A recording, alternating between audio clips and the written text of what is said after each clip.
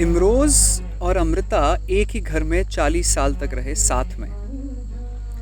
समाज इस बात की इजाज़त तब भी नहीं देता था, अब भी नहीं देता है अपेरेंटली, पर वो फिर भी रहते थे, खुश रहते थे।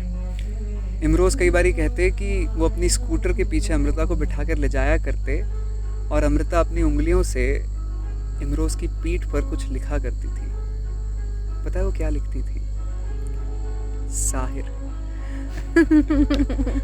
और इमरोज को अमृता की इसी बात से ज्यादा प्यार था कि कोई शख्स किसी और शख्स से इतना प्यार कर सकता है। इस बात से इमरोज को अमृता से प्यार हो गया।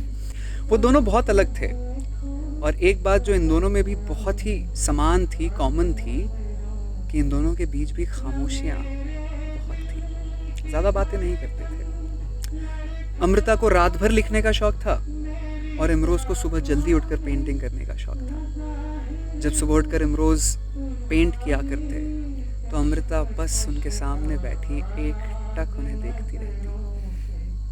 और जब अमृता रात में लिखने बैठती तो इमरोज रात के बीच में उठकर एक कप चाय बनाते और अमृता के कमरे में बिना शोर के बस चुपचाप खसका आते। इनफैक्ट ऐसी रातों के ऊपर भी अमृता ने कुछ बहुत खूबसूरत चीजें लिखी हैं। पन्ना पलटिए, अगली वाली पढ़िए।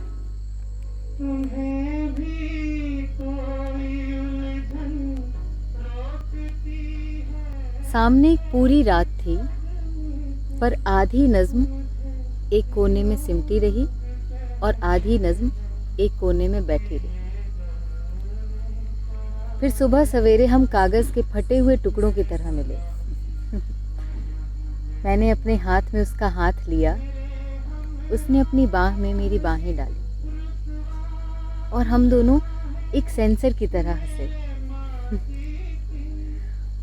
और कागज को एक ठंडी मेज पर रखकर उस सारी नज्म पर लकीर फेर दी।